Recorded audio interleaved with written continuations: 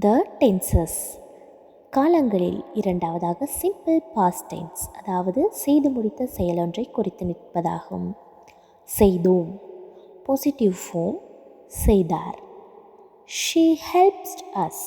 அவள் எங்களுக்கு உதவி செய்தாள். இரண்டாவதாக பாசிட்டிவ் கொஷன் ஃபார்ம் செய்தாரா. Did she help us? அவள் எங்களுக்கு உதவி செய்தாளா. மூன்றாவதாக நெகட்டிவ் ஃபார்ம் செய்யவில்லை. She did not help us. She didn't help us. அவள் எங்களுக்கு உதவி செய்யவில்லை.